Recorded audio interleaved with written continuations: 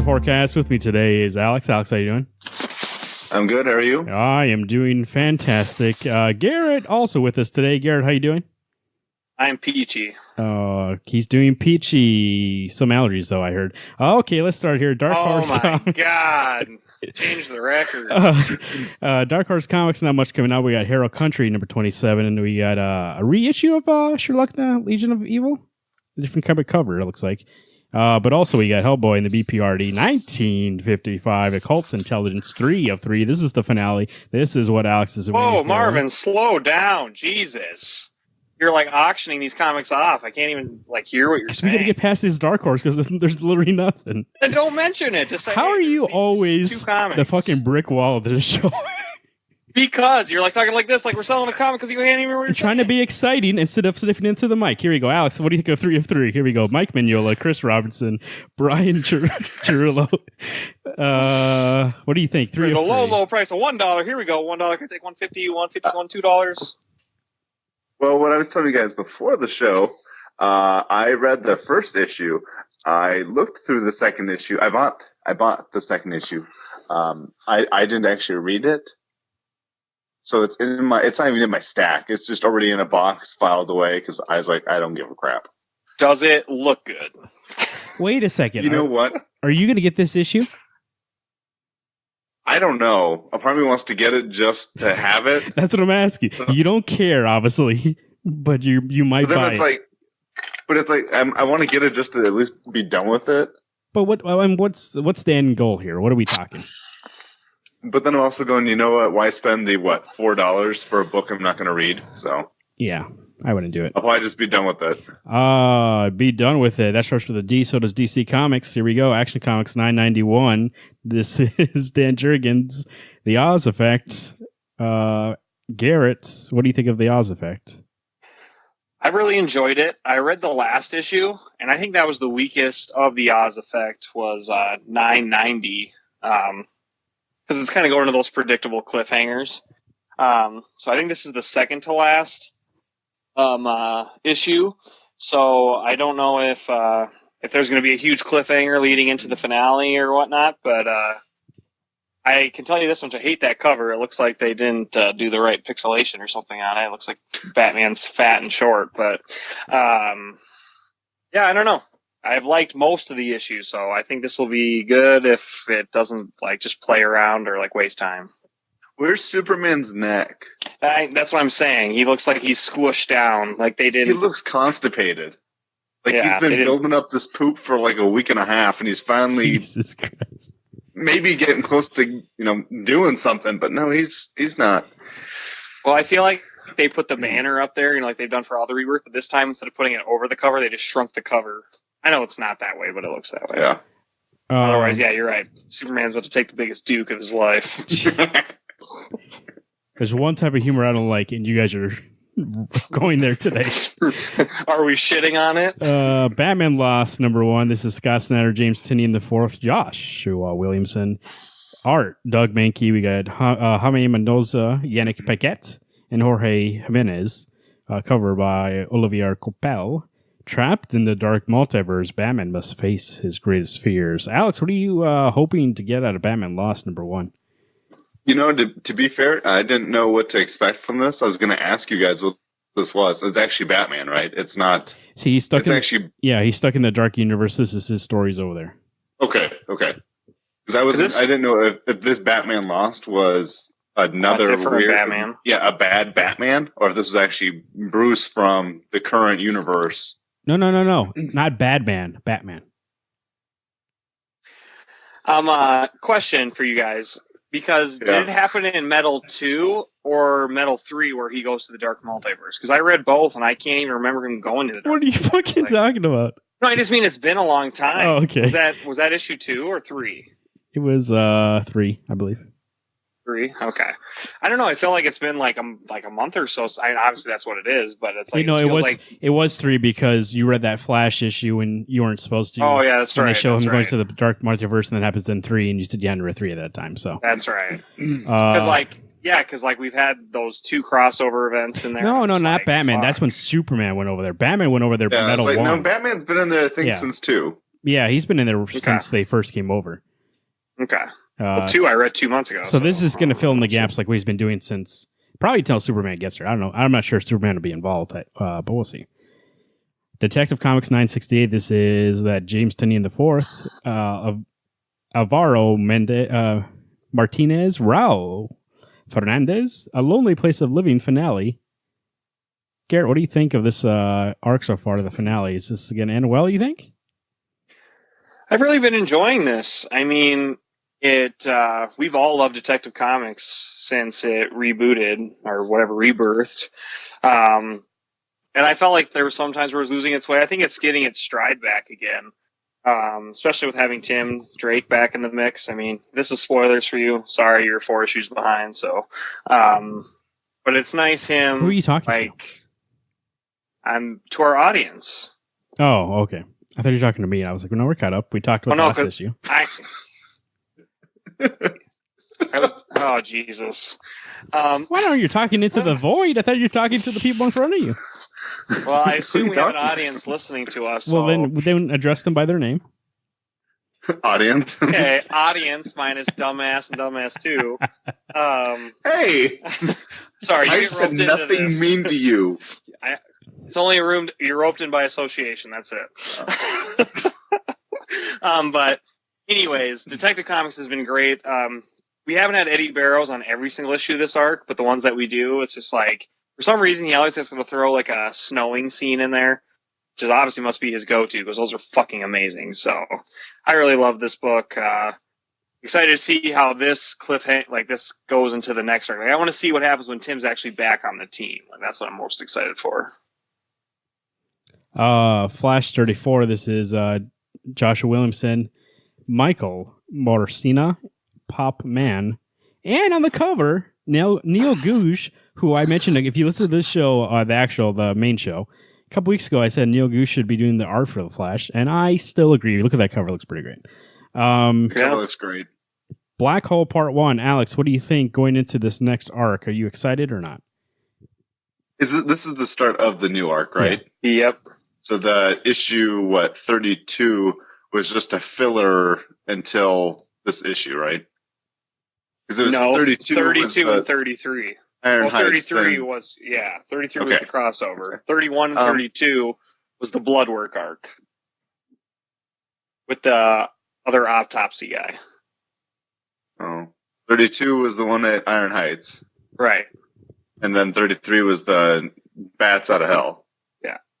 Okay. So to answer your question, Marvin, I think I'm pretty excited. We're getting a character that's been gone for what seems to be at least 30 issues. And we're going to find out what happened to her, where she went, what she's doing. My guess, bad person.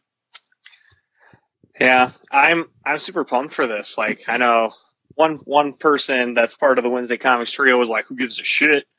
But like, I feel like this is an important part. Right. Yeah, I'm really excited for this run. too. I think we should have talked about it this week. Oh, I fucking hate you. I was going to send you that list today when you asked what's on the list. I was just going to go Flash 34. Flash. But yeah, I think it's gonna be fun. I mean, I don't find that first arc was so good. So. I don't find her coming back interesting at all. I don't know why. I can't nail it down and tell you why, but I just don't. We'll see though. I mean, they got to get Neil Googe on that fucking art though. I don't know what they're prancing around putting him on covers. They should put him in the interior art. Hal Jordan in the Green Lantern Corps 32. This is Bats Out of Hell Part 3. You've been reading the first one in Flash and then the second one in Justice League. Here's the third part. Robert Venditti, Ethan Van Sciver. Garrett, what do you think of Hal Jordan in the Green Lantern Corps number 32? I'm excited for it. I know it's a tie-in to the metal thing, which kind of bums me out because like I like these metal tie-ins that you kind of can get them in your own books, but I really think it detracts from where the actual story's going besides this story. So it's like how we don't like crossovers.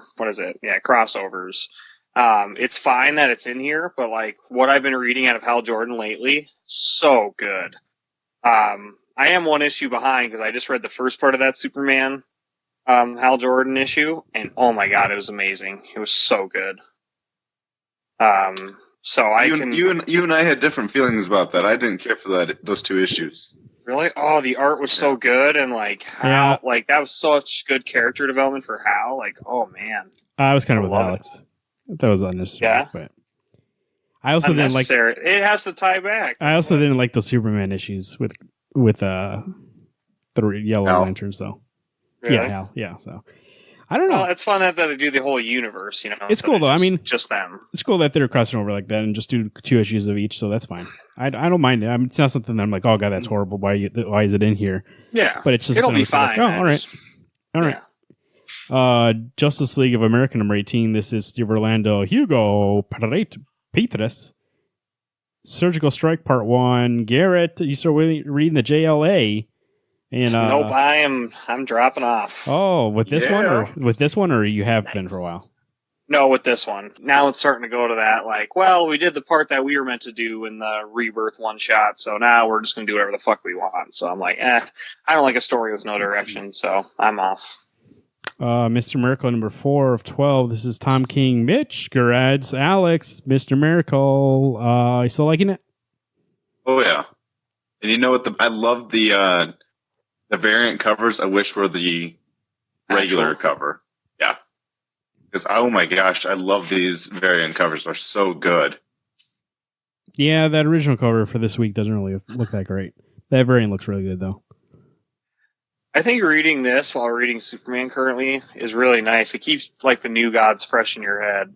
So that's pretty awesome. Like all the Universe of Apocalypse and whatnot. I'm really looking forward to it. I have only read the first 2, so I got to read the next 2.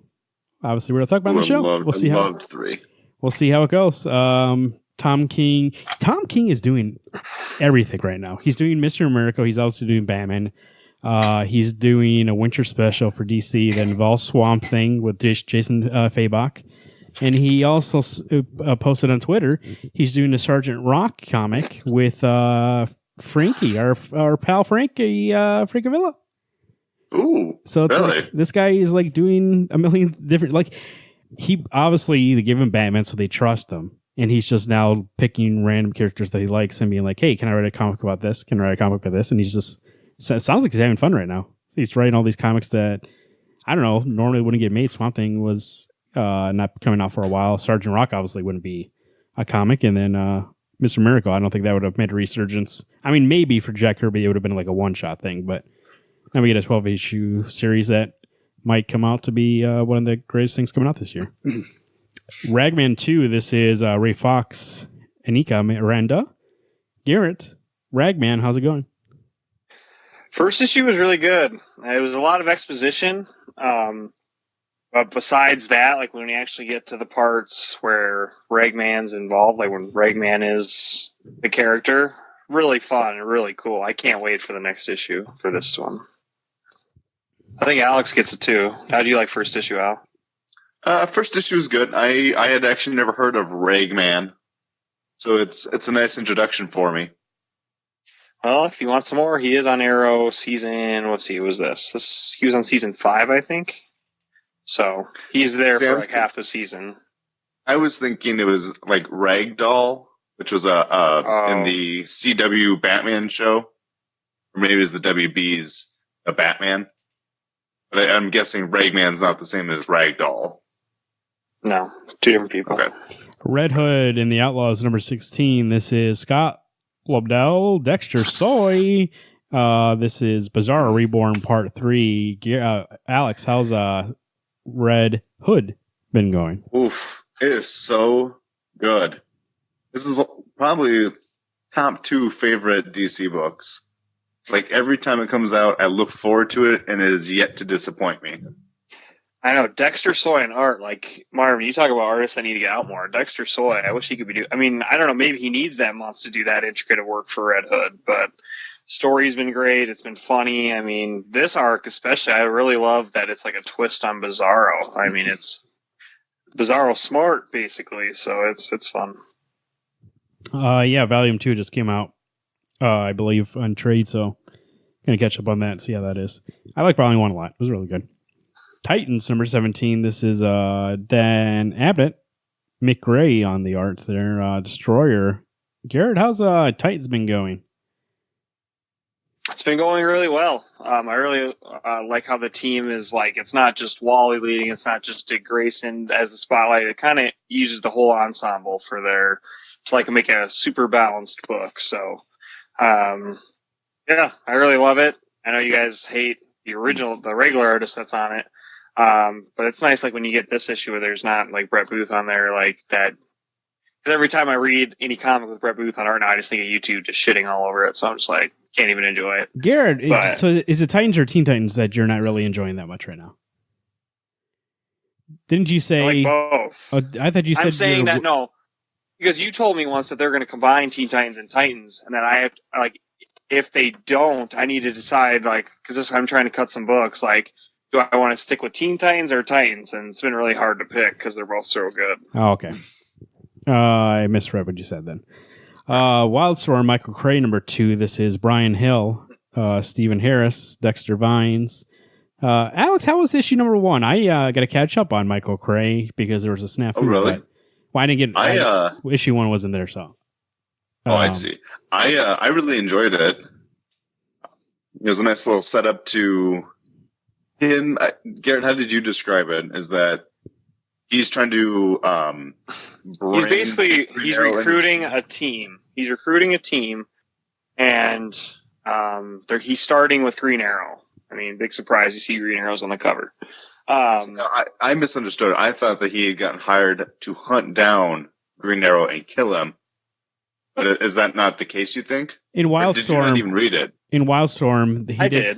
In Wildstorm, he did say, go and recruit a team. He gave him a bunch of money to start a team. So, and I know he's looking into getting a team. I just didn't know if he was actually, instead of killing Ollie, he's going to bring Ollie in on the team. That's how it always happens, right? You start fighting, and then eventually you find out your mom's the same name, and then you become part of the same team. Of course. See, he does have a contract to kill Ollie, but I know he's going to become part of his team. It's Oliver Queen. Okay. But I found with issue 1 that the best parts were the Oliver Queen parts, and that the Michael Cray stuff was just, it was okay. But I'm definitely not getting issue 2. I was not interested enough I wasn't hooked at all.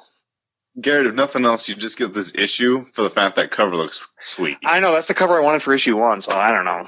Probably not still, but it does look nice. Wonder Woman number 34. This is James Robinson, Carlo Pagulanan, Jason Pais, Brian Hitch on the cover. They go back to Brian Hitch. Children of Gods, part 3.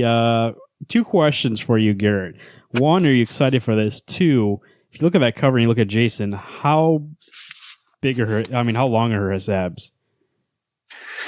Okay. So, I'm 1 issue behind on this. Thank God. I read issue 32, and I thought, what a piece of shit. It was not good. I was bored. Like, that issue 31 was amazing. Now, 33 might redeem it, and I'll find out. But man, did that leave a sour taste in my mouth. And then I see the fucking xenomorph about to bust out of Jason's chest because his chest is like 5 feet tall. Like, good Lord. You took Brian Hitch off Justice League for a reason. We don't need him on our other books. We don't want him on our other books. Like, he can go do like Neil Adams shit and do 6-part miniseries that nobody wants to read. So, sorry, that was hateful. But I have been loving Wonder Woman, and this is my biggest fear, is that somebody was going to come in, do a general take on Wonder Woman just to fill in a gap so we can get from one great arc to another. And this is not doing it. Was 33 the one we reviewed on the show when Garrett was gone, Alex? It must have been. No, because Garrett, you were home 2 weeks ago. Okay, we just didn't talk about it. It was a month ago that we had done it. Maybe it was because it was the show that Garrett was gone. Maybe I read 32 then, or 33, excuse me. 32, I agree, was not good. I thought 33 was actually pretty decent. It kind of turns around. Yeah, because it's not all Wonder Woman in that issue, which I know she's the main character, but it gives more background to like Steven other. No, it was other characters. It's Grail and Darkseid. Oh, gotcha. And so I enjoyed it. I'm having mixed feelings about Wonder Woman right now. I really want to like this book. I want to like this arc. and it's so wishy-washy on when it's good that I've contemplated dropping it, but I like this character too much. That's the thing, though. Like, I'd rather it be focused on Wonder Woman. I mean, you can go and tell and show other characters and show other sides of the story, but it really does feel like the main crux of the story is Jason.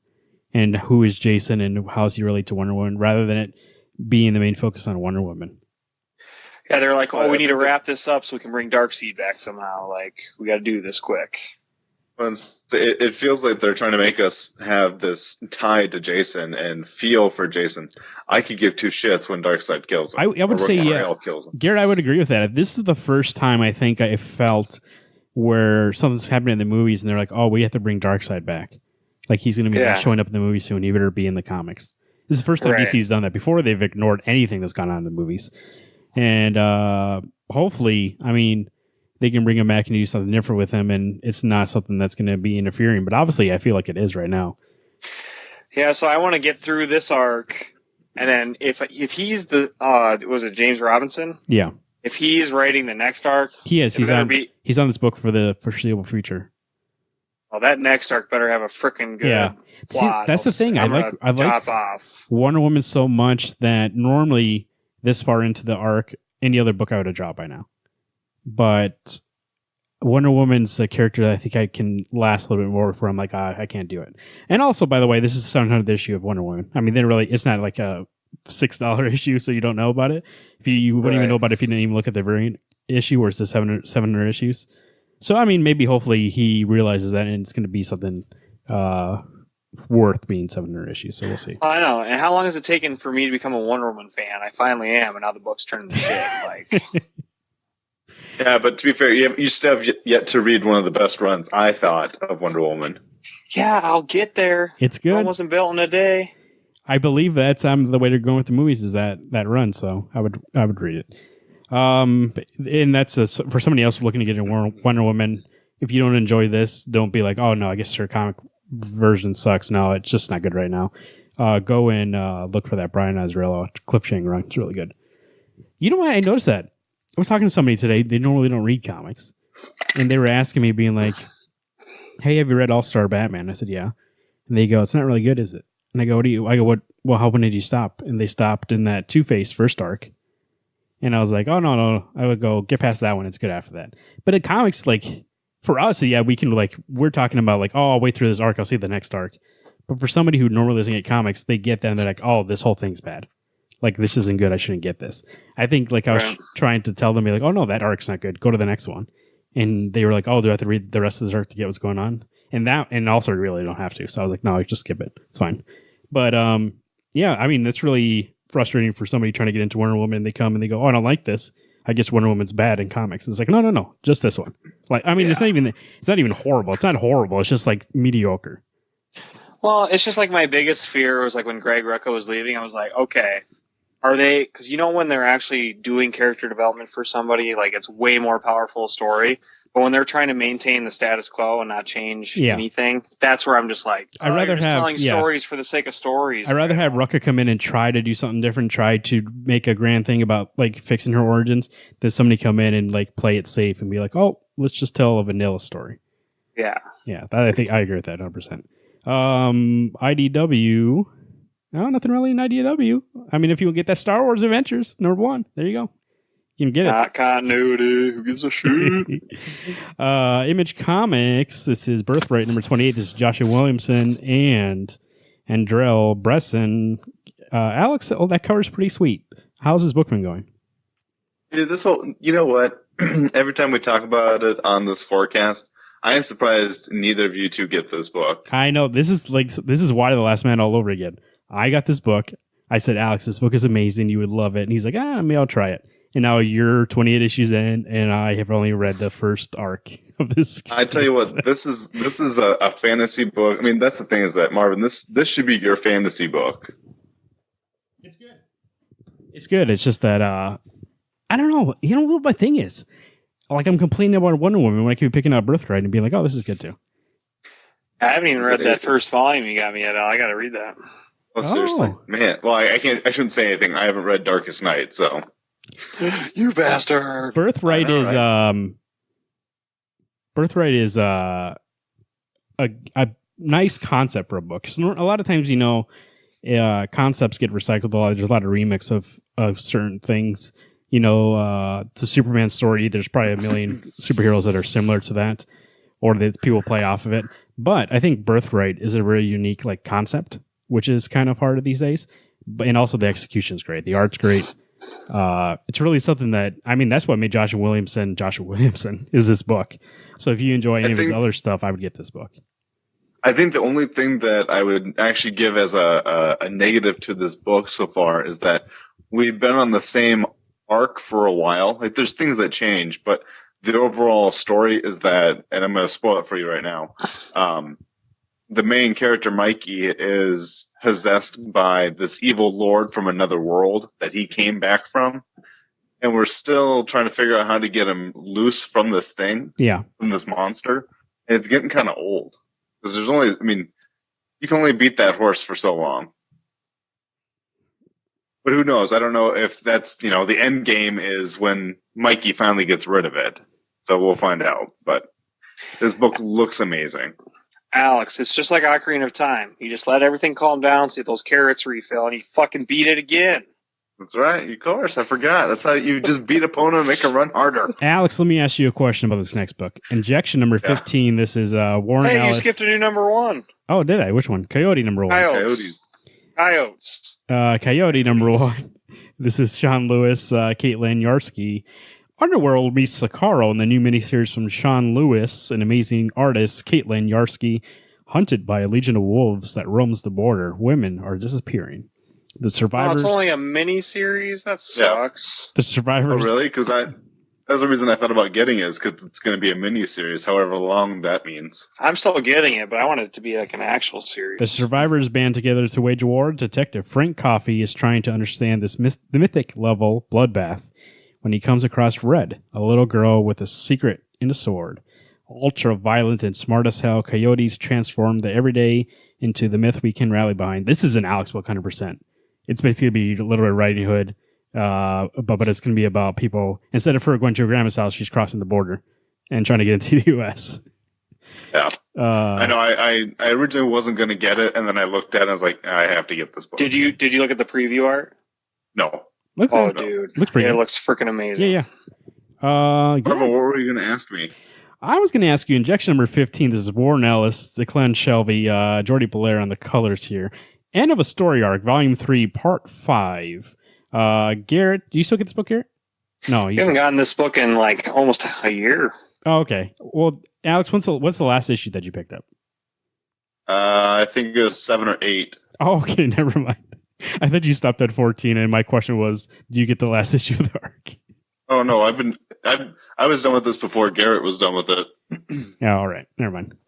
Burn, bitch. Alex, Garrett, you been getting Red Diamond? Yep. Kingsman, Red Diamond number 3. This is Rob Williams and Simon Fraser. How's the Kingsman without Mark Miller been going? So I never read the actual Kingsman book. Martin was like, Garrett, read Kingsman on Hoopla before you read the Red Diamond.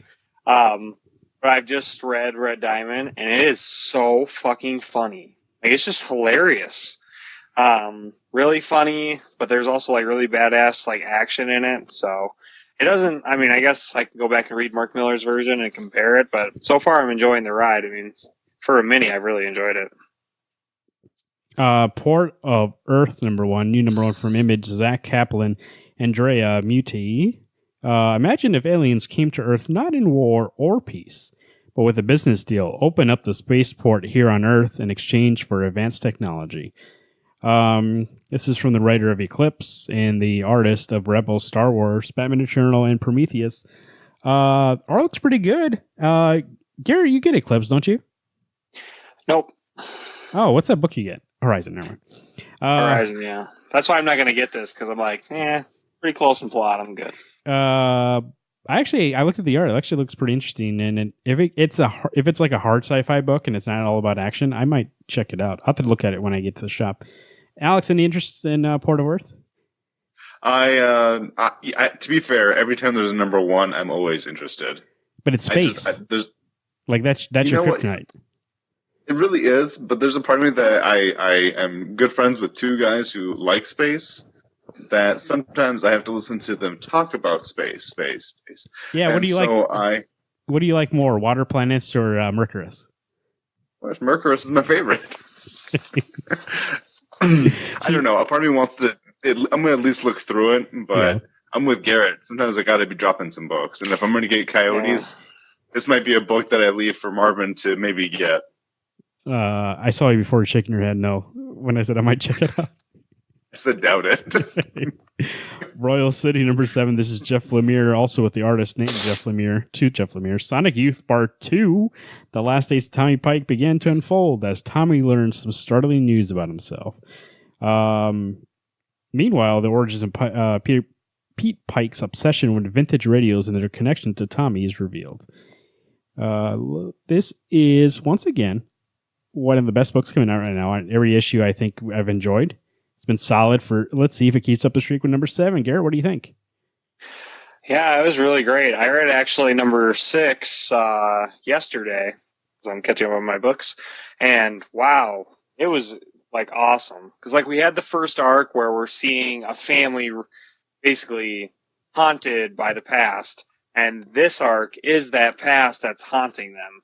And it's leading up to whatever's going to cause them turmoil, a majority of their lives. So I really like that a lot of it's from Tommy's point of view. Like you don't know how Tommy, you know how he dies, but you don't know how he gets there. So his journey basically from his last week of life is it's super emotional, and it's a fun ride. I mean, not that I'm taking joy in like his demise, but it's like interesting how his family is comparable now to when after his death obviously is going to occur. Alex, what do you think of Royal City 7? Issue 6 was great, and I think the way that Jeff Lemire handles the prelude, or a prequel or prelude to the current story is great. It didn't feel like a flashback; it just felt smooth. It didn't feel like work. It was such a good read. And I tell you what, his art is so spot on for his own. I mean, I realize it's his book, but it is so good. Any kind of media, I think, that sits with you is evocative of something being great. And that scene with Tommy, it's from the last arc when they're all below and Tommy's being baptized, and then like you see his dead body and like the water's falling down. Every once in a while, that image pops in my head, and I just remember that scene. And like for that to sit with me, and that's been like 4 issues or like 3 issues. I think proves how powerful that image was, but also how it proves how great this is that I think about that every once in a while. And I don't think it in terms of like, oh, that's a great panel for this book. I think about it being like, man, that's so sad. Like what happened to Tommy. And so like, I'm really interested to see where his story goes and see how that works out. Marvel Comics. Let's talk about Marvel Comics down 1 Brian Michael Bendis this week. We heard DC exclusive. So we'll talk about that more on the show, but I wanted to actually say one thing about that before, and we'll talk about it more on the show in depth. But I've been seeing a lot of, I've seen some positive, but I've seen a lot of negative about that news. And I just want to say that there's a reason why that guy was #1 Marvel writer. I said this on Facebook, so if you friends with me on Facebook, obviously you've seen it already. There's a reason why he was a #1 Marvel writer. I mean, he didn't get there. His books weren't shit. And Marvel was like, keep promoting this guy. Make him in charge of everything. No. People liked his books. He was a good writer. And he was like the Marvel that you know now, the modern Marvel, like early 2000s to probably like a couple years ago, like that age of Marvel, that is Brian Michael Bendis. Like he brought that Marvel comics from a place where they were coming out of bankruptcy. They were having a hard time getting people interested again. And he found a way to do it. So... And in the last couple of years, he might have been bored. Who knows? Stuff might have been going on. Maybe some editors he didn't like were over there and they were making his work bad. Obviously, he was looking for a change. He wouldn't leave. There's no way he leaves Marvel, a place that like loves him as family, for DC if he doesn't want change. He's not leaving being like, oh, he had a great job there. He could have worked at Marvel until he retired. So for him leaving, obviously there's some reason why he wanted to change something in himself. He was like, oh, I got to make a change. I got to figure out a way to like, maybe even creatively, he's like, I got to figure out a way to like revitalize myself, like have my own kind of rebirth. Let's do this. and maybe he likes what's going on in DC, so he decided to move over there. So all I wanted to say, and I said it on Facebook, is like, I'm pretty sure like this guy's a good writer. Maybe he was, doing bad the last couple of years in some people's eyes, in our eyes, we didn't like Civil War, too. But I think a lot of that is him not being into it, and maybe now with him going over, like, I'm willing to give any book he puts out a chance, and I think actually it's good news. Ooh, maybe Justice League. And maybe not Justice League. He isn't so great on group books. Yeah, I think the only thing that as for me personally be a thing. He may have been great. He may have been great back then, but the things that we're remembering right now, and maybe these other people are remembering, is the shit they've put out lately. The things we don't like, because you never remember the good stuff. You remember the bad things. Yeah, you always remember the most recent thing. So and to be continued on this week's show. As we're not going to have any free time. No. Hey, there's a brick wall. Break it. Garrett Brickwall. Here we go. Daredevil number 959. Charles Soule. Stefano Ladini. 595. What did I say? He said 559. He said 959. I'm trying to get to that 1,000. Mayor Fisk, Part 1. New York has fallen to Wilson Fisk, the Kingpin. Daredevil's greatest and deadliest adversary. Matt Murdock has the law, and he has his superhuman abilities. But Fisk has an entire city on his side. Garrett, I know you've been looking forward to seeing some Wilson Fisk for a while. What's your hype level on Daredevil 595? It's a little wishy-washy. Like, this arc has potential to be amazing, but it's just kind of weird pacing. Like, I know that this was always going to happen, Legacy, but like they were promoting this Run with the Devil thing that was spanning across all the Daredevil titles, and then basically Elektra and Bullseye just ended. Daredevil was doing its own thing, and they were just like, oh, 6 months later, now he's Mayor Fisk. Like, cool. I was like, what was all that smoke you were blowing? And then the last issue of the last arc, The Land of the Blind, I thought was pretty weak. Thought it ended pretty flat. So this book, I want to try. I really love Daredevil, and like, I hope Blind Spot's just like exiting stage left, and it'll be just about Daredevil, because that last arc was, the first couple issues are okay. Didn't he become mayor after what happened in Secret Empire? Where he was in the dark. Yeah, he saved everybody. He's like, he kept saying, "Remember this when we're out of here," and that's why now the whole city loves him. I say, running with the devil had he was just having that lady write his book. Well, I know, but that was all supposed to take time with Elektra's storyline going on, Bullseye's going on, and Daredevil's in there, because it said Run with the Devil on. No, I agree with you. That thing, like, I think they were hoping that would ramp into Kingpin coming back, and that thing fell flat.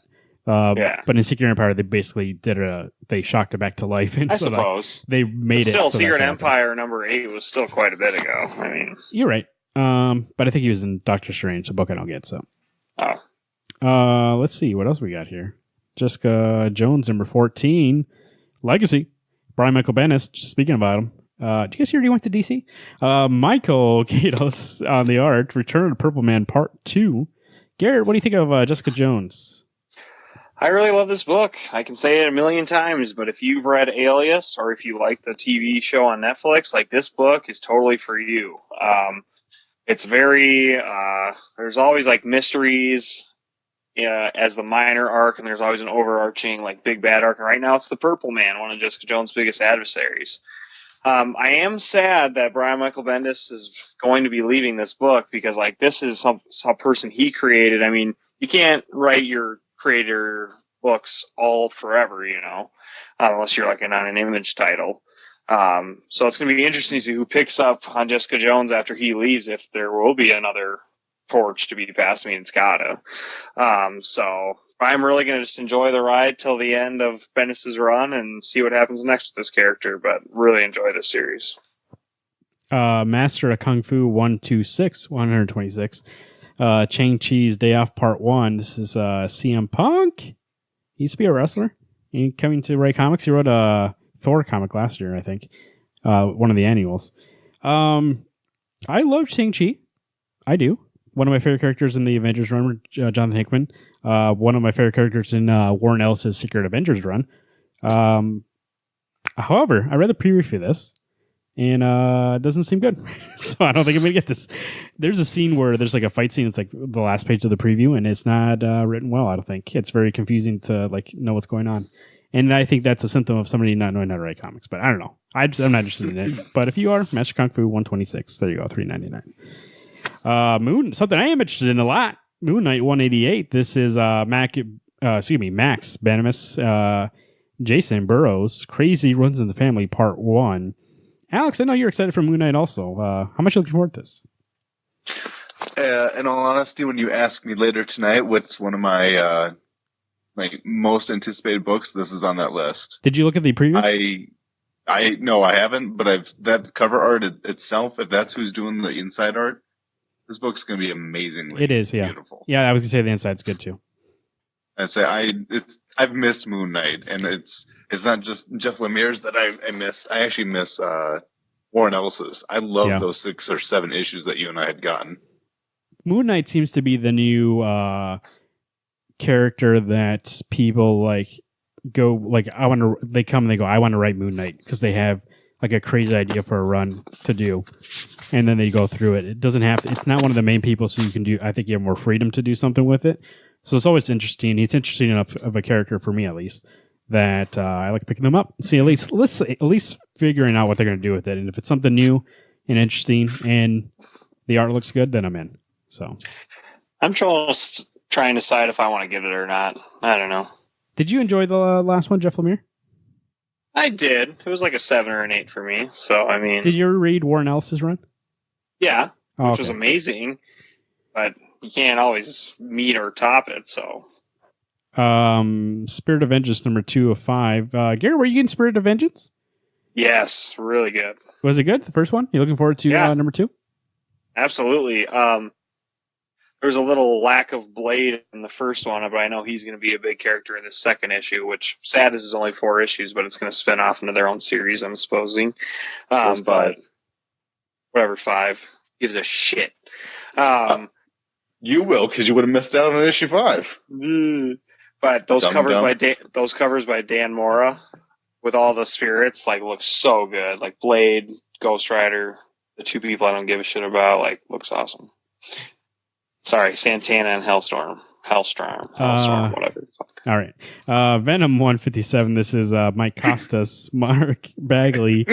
On the cover, we have, I'm sure this is Alex's cover of the week, Craven over Venom with a sniper rifle. Alex, I got 2 questions for you. Obviously, you're getting these because Craven's in it. A, is that worth it enough? Has it been good? And B, why does he need a sniper rifle if he's so close to Venom? One, the first issue, he was only in 1 or 2 panels. Issue 2, great. He's trying to kill Venom. Actually, he's trying to kill dinosaurs, but then he tries to kill Venom. It is so good. Secondly, your answer would be, he already shot Venom, and to go claim his trophy, he has to go over to the body.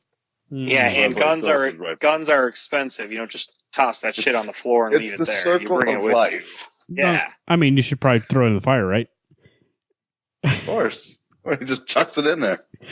So you're looking forward to it? I know Guest Host 1, he's saying it's the best book on the market right now. Do you agree with that?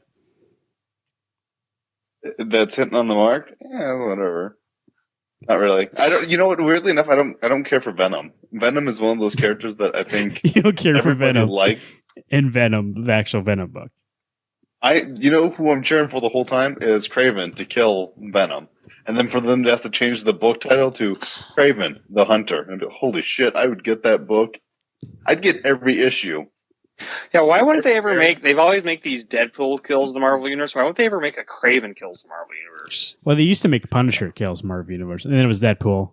So they'll get there eventually. I mean, all that has to happen is Alex has to go start working for Marvel and walk into the boardroom and be like, hey guys, I got an idea here. Kraven kills the Marvel Universe. And then I just came up with Kraven kills. Well, he just stole your idea, so obviously Jesus. You don't got a voice. And they hey, you know what? When my Kraven the Hunter that you gave the title to, when it makes it big and you and I need to make a movie, I'll call you in. And be like, small producer's credit. He'll pay homage to you in the first issue. He'll kill some guy named Garrett, like first page. Eugenics 203. This is from Boom Studios. James Tinian the fourth. Alex, did you get issue 1 right? Of what? Eugenics. No. Oh, you did? Oh, you talked about that. You might have gotten it, so I looked through it, but I didn't get it. Oh, okay. Well, if you're looking for something different, it's only 3 issues, but I mean they're $6. They're a little bigger than usual, so go ahead and check out that from James Tinian. He's been doing good work on Detective. I would reward him if you are interested at all. Any other books you guys want to talk about in this bottom part here? I don't think so. Not that I see. There's a couple of new number ones. We have Fallen Sons number 1. We have Force number 1. By the way, that Force number 1 obviously looks like the book of the week. We got quarterback Terrence Wright is about to play in the biggest game of his life, Super Bowl 27. No, it doesn't look good at all. I don't know why I brought it up. I thought it would be funny. It's about football, and that's a weird concept. I don't think I've ever seen the sport comic. But okay, Alex, what do you think? What's your most looking forward? What book looking forward to the most? You obviously said a second ago that it was. Go ahead. Moon Knight 188. Moon Knight, okay, and probably Royal City number 7. You know, I totally forgot what you just said. And I thought it was Venom, so I was about to be like, "You said Venom. You were looking forward to." Nope. Yeah, Moon Knight number 188. That's a good choice. I'm looking forward to that also. It's a very. I'm very interested to see like what we get. Obviously, we know that it can be good. I just want to know and see if this team can make it good and see if it's. I mean, obviously, that art's good too. Like just looking at it, looks good. So I'm looking forward to that. Royal City, obviously, every week it's been killing it. So that's also on my list. Garrett, what's on your list? As what are you looking forward to? I'm looking forward to Red Hood and the Outlaws, and Coyotes or Coyotes, how you guys say it. So I think those will be 2 solid books this week. Pretty pumped. Don't act like me and Alex are the only 2 people who say Coyotes. No, I know people say Coyotes, but I'm pretty sure it's Coyotes. Depends on where you're from. I've always said Coyotes, but when I went to the USD, they were called Coyotes. The USD Coyotes. Which bugs me. Because it's Coyotes. I think you're thinking of the Looney Tunes character, whatever, Coyote. But it's Wile E. spelled the Coyote? same. Yeah. Yeah, it's the same word. It's the same word. But he's only called Wile E. Coyote, so it'll rhyme. No, because that's how you say it. Wile E. Coyote because Wile E. does rhyme with Coyote. Otherwise, it would be Wile E. Coyote. Yeah, but Coyote is the correct term. Garrett, you're on the wrong side of history here. I'm looking forward. Yeah, maybe because it's 2 against 1. What the fuck? I'm looking forward to Batman Lost number 1. I'm really interested to see where that'll go. Scott Snyder, obviously, it's going to be probably. I mean, if you've been getting none of the tie-ins and just the metal, I would say this one probably is crucial to that story. Would you say if Scott's writing part of it? I would assume so. I think if nothing else, you just need to know what actually Batman has been up to. Because if you're not getting any of the other evil Batmen, all that is just back matter for who they are or where they came from. It doesn't really have much to do with any fights or any other setting. Yeah, so I'm really looking forward to it. I know a lot of people are. It's probably going to be the biggest book tomorrow. So if you're looking for something that is metal, actually has been doing amazing, I heard. And also like metal, you know what's weird? There's some people that at my work that read comics, but like read very, they don't read, they're not week to week or month to month. You know what I mean? They obviously just read whenever like, oh, I heard about this thing and they'll read it. Usually in trades, but metal, which has been strange, they've been keeping up with everything. And so I was like, oh, this thing must be doing really well if these people who usually get trades are reading monthly metal, like all the tie-ins and all the main issues. So good job for DC there. I mean, it's been good so far. I mean, I don't think none of the issues have been bad, I don't believe. None of the tie-ins, they've all been good, at least. Some of them have been amazing, so I would check it out if you're looking for something. You could jump in new, I think. There's some things you'll have to look up, but for the most part, you can catch up. Alex, how's the weather look like tomorrow? It's been kind of cold, been kind of hot, and not hot. What the fuck? That's crazy. Where you been? I meant to say it's been on and off, like okay, and then really cold, especially up here in the upper Midwest. What do you think? What's tomorrow look like? You know, I think tomorrow's going to be, by the time you're going to the shop, it's going to be chilly still. It's going to be like 30, 34. Wear your coat, wear some pants. Don't be stupid like me and wear a sweatshirt and shorts. That's a dumb move. Maybe you need to make a cup of coffee, make some hot chocolate, whatever you got to do to stay warm. Alex, you know what they say when it's chilly today? Hot tamale. What does that mean? Hot tamale. Garrett, how's the roads look like tomorrow? People are going to be rushing to the comic book store. They got to watch their feet? What's going on? I don't think the traffic's going to be too horrible. You got plenty of time to get to the shop and get your books. There's some good books out, but nothing that's like you have to be there first thing to grab it. I think you can get there at whatever time you feel like. Sleep in a little bit, have some coffee.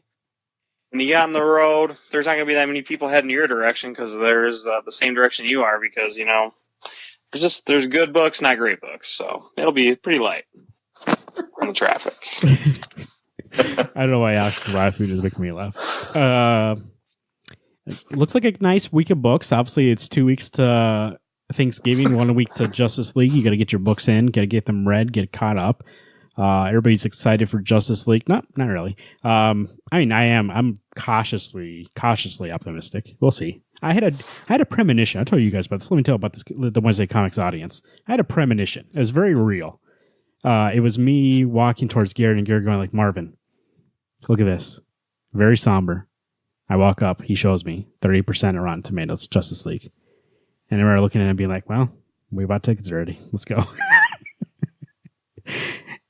So we'll see how that goes for Wednesday Comics. I've been Marvin. Ooh, it's sad that you had to think of your name. I'm Alex. I'm Garrett. Hey, everyone. Stay warm and keep reading those books.